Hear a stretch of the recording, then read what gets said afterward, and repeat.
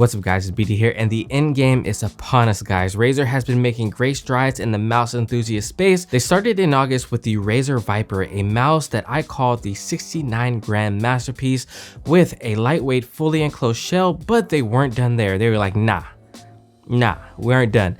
They wanted to go even further and create a lightweight wireless mouse with better battery life and wireless than any other mouse on the market currently. So now we have the Razer Viper Ultimate, Razer's answer to the Logitech G Pro Wireless. So let's see today if this mouse has what it takes to dethrone the king of wireless. Coming in at $150 for the mouse and the dock bundle, or $130 for the standalone mouse, the Razer Viper Ultimate is competitively priced versus the G Pro Wireless.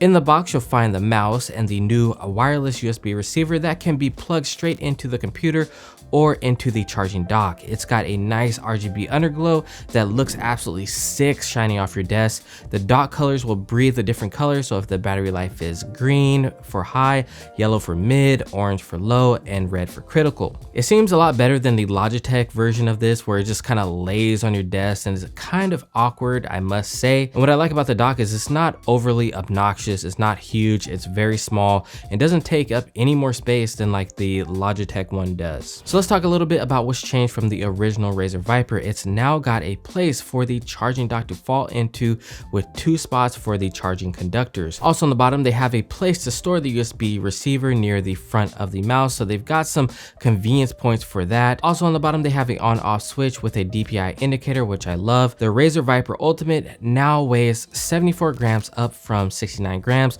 of the wired version, meaning that going to wireless only costs us 5 grams, which is actually amazing. It means that we're getting closer and closer to perfecting wireless tech for mice.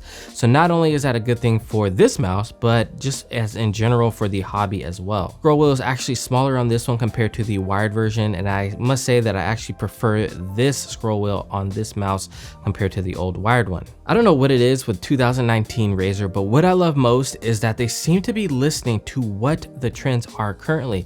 So they've upgraded the mouse feet this time and went with PTFE feet on the mouse. It's got 5 mouse feet this time, 2 at the front, 2 at the back, and 1 around the sensor, whereas the old one just had 3, 1 big one at the front, 1 big one at the back, and 1 around the sensor. They glide great on all surfaces, but you'll notice the change most on a glide or a hybrid pad like an AMP 500 or a Glide 38 or Asus Scabbard. The dimensions of the mouse are the same as the original at 125 by 65 by 38 millimeters. In the middle is about 60 millimeters across where your thumb and your pinky rest. So if you love the original Razer Viper, needless to say, you'll love this one. Its shape is very similar to the popular Zowie FK1, and it's very similar to the G Pro Wireless in length, but slightly wider with a smaller hump.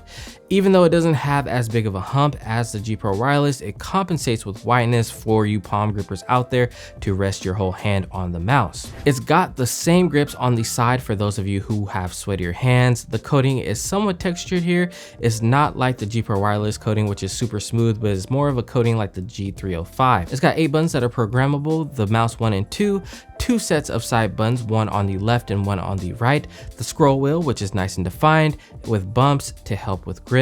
Now the DPI button is on the bottom with the 5 steps of the color indication. I'm also happy to report to you guys that the side buttons now have less play or less pre-travel than the original wired version. You love to see it. I think that they heard us on that as well. Now the side buttons on the right side definitely don't get in the way while gaming. I know I get a lot of questions about that. I've never accidentally hit them whatsoever, fingertip, claw, or palm. I've never hit them ever. They've got those optical mechanical switches from Razer that have 0 debouncing, which is absolutely incredible for the consistency of your clicks. When I did my human benchmarking testing, this was the real deal. All my scores stayed within a certain range, around 150 milliseconds, whereas some of the other top mice right now were just all over the place. They were way slower, and yeah, so this mouse is actually the real deal. Now the clicks have been a topic of debate. Some people like them, some people will say that they are just too mushy. You get that great performance at the cost of a very clicky switch. So if crispy clicks are your thing, you'll want to look elsewhere. But if you are a performance fiend, then these clicks are definitely worth giving up some of that clickiness. Let's drop a sound test for you guys right about now. Mouse 1 and 2. See, I don't think they're that bad. Side buttons.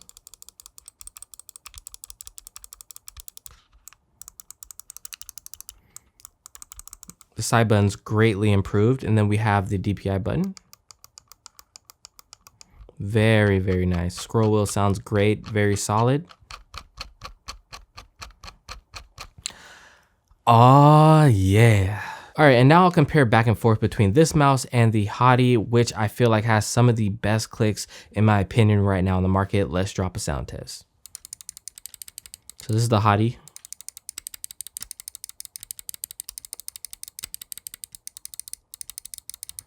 Okay, now we have the Razer Ultimate.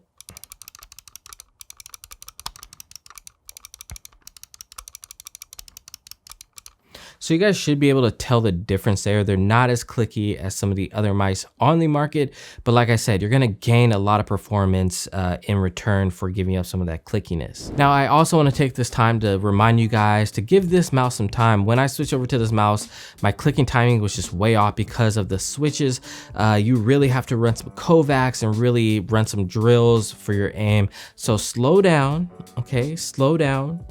Get your click timing up to speed with this mouse and really take advantage of that zero debouncing. All right, so this mouse is an ambidextrous medium to large mouse. It's going to be comfy for palm grip users because of its curves. I consider my hands medium sized at 19 by 8.5 centimeters, and this mouse took some getting used to, I must say. So switching over from the G Pro Wireless, which I main, was a little bit difficult in the beginning. It feels like you have just more mouse in your hand because of that width. It does give some stability to your shot though overall in return. So if you have hands that are on the smaller side, I recommend this mouse only if you are a palm grip or a palm claw hybrid. Large-handed users like a 20 by 10 centimeters plus are going to love this mouse for all the grip styles. If you're around my hand size, let's say like a 18.5 to 20 centimeters for your length and 8+ centimeters for your width, this mouse should be comfortable for all grip styles for you. And I've been used to using all these small mice lately that moving up to a wider mouse felt weird at first, but once I got used to it, the mouse feels great in the hand. The curves really help with gripping the mouse and getting a handle on this mouse and control. We want that control for our mouse, so that's very important, and this mouse delivers on that. And I know Razer is probably watching this. If you guys made a slightly smaller version of this mouse, this would probably be the end game for most people out there. I think a lot of people would actually stop buying the G Pro Wireless if you made this a little bit skinnier and a little bit shorter. Oh my God, that's scary. If they made that mouse, that would be a scary sight for everyone. For users on the medium to large side, this definitely deserves to be in the discussion for in-game for a lot of people, especially if you like the G Pro Wireless like my twin fail, but you found it too slippery or it's just too narrow. The battery life is rated at a whopping 70 hours of battery life now, and when you need a charge, just pop it back onto the charger. This is 20 to 30 hours more than you get with the G Pro Wireless. One charge will give you 10 hours of gameplay a day for a week. That's absolutely insane. You can use the detachable cord to play while charging, and Razer has really thought of everything here, because not only did they didn't just throw a stiff cable in there like most other companies do, they actually gave us the paracord type cord in there as well. So if you do have to use it while you're charging it, you're covered. So the wireless is said to be 25% better than Logitech's Lightspeed Tech. Like I said earlier, I was getting around 150 to 160 milliseconds with this mouse and upwards of 200 milliseconds with the Logitech mice on the human benchmark. I think you can get used to both. I use the G Pro Wireless all the time. Many pros use it. There's nothing wrong with that mouse.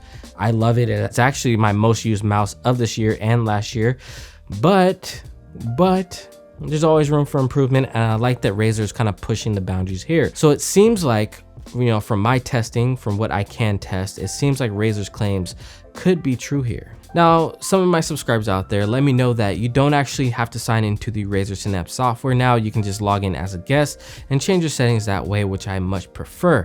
You can set the DPIs and the RGB and see how much battery life you have left on the mouse, as well as programming the buttons. They've also changed the sensor this time. It's rocking a Focus Plus 20K optical sensor with new intelligent functions. It's accurate, and I like the sensor placement here. It's right smack dab in the middle, not near the back. back, which I love. The cool thing about this sensor is that it's rocking a smart tracking feature now, which auto adjusts the liftoff distance to whatever surface you are using. So let's say you're using a Shinnenkai one day and it will adjust to that surface, and the next day you switch to a cloth pad like a Zowie GS-R SE. They're both way different. It'll automatically calibrate the mouse to track optimally on that surface. Now, where other mice you have to do this manually, if at all. You can adjust each of these from a 1mm to a 3mm for the liftoff and landing distances, depending on what you like. It also has asymmetric cutoff, which is the landing distance or the distance at which the mouse starts tracking again. This is truly mind-blowing tech, and they've put everything into this mouse. It's insane. On top of that, they now have a motion sync with your PC that extracts information from the sensor at the same rate as your computer. With motion sync, this intelligent function ensures that Razer's Focus Plus optical sensor has a higher sensor responsiveness by syncing the signals at the exact interval your PC extracts information. This is just unbelievable. See guys, weight isn't everything. We need more of this. Razer has done it again. They've changed the game. Now, while there is a learning curve to the optical mechanical switches, once you get them down, this is one of the most consistent wireless mice on the market. I think where this mouse really outshines other mice is the clicking timing, being able to have that click hit exactly when you want it to every single time without the chance of delay or debouncing getting in the way. You've got peace of mind that the head that you will be clicking on will be there when you want it to be. And on the other side of the coin, you also know when you really did miss, so you can improve your game over time because you'll truly know when you are missing your shots. So I really think that this mouse can actually improve your gameplay and your skills a lot by using it, because you'll truly know when you're being consistent and when you're not. This mouse just performs like a beast once you get used to it. Now, if you're somebody who wants the best performance possible from their switches, you want consistent performance day in and day out with amazing wireless capability with a battery to back it, you know, then look no further than the new king of wireless mice, the Razer Viper Ultimate. Mouse drop.